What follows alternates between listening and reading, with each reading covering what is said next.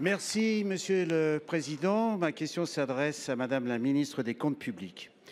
Alors oui, il y a des fractures silencieuses, invisibles à l'œil nu, des fractures qu'on ne mesure pas en euros, mais en perte de confiance entre l'État et les territoires, entre l'État et les élus locaux.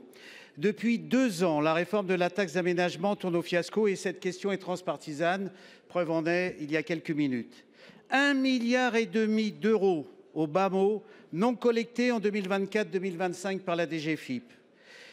Conséquence, des communes fragilisées, des départements qui compensent comme ils peuvent et des CAE asphyxiés. Cette taxe finance pourtant l'aménagement local, les équipements publics et la préservation des ENS.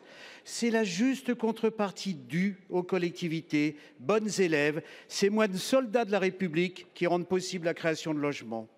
Pendant que le gouvernement cherche des milliards dans le PLF et appelle de nouveaux efforts aux collectivités, il laisse filer les milliards qui lui appartiennent déjà. Madame la ministre, la rigueur commence par l'exemple. Comment parler de responsabilité budgétaire et exiger toujours davantage aux collectivités quand Bercy laisse échapper 1,5 milliard, quand Bercy déséquilibre leur budget? L'érosion budgétaire devient une érosion républicaine, celle du lien de confiance qui se distend.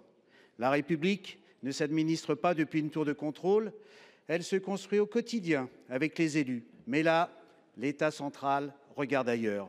Madame la ministre, dans quel calendrier précis la DGFiP compte-t-elle résorber ce retard? Comment comptez-vous faire pour que les collectivités n'écopent pas de la double peine, à savoir la panne et la pénalité? Tous, ici, nous connaissons le sens de la réforme. Nous avons déjà signalé de nombreux cas concrets et trop souvent la réponse fut la même: circuler, il n'y a rien à voir. Donc de grâce, épargnez-nous les principes, éclairez-nous sur les solutions.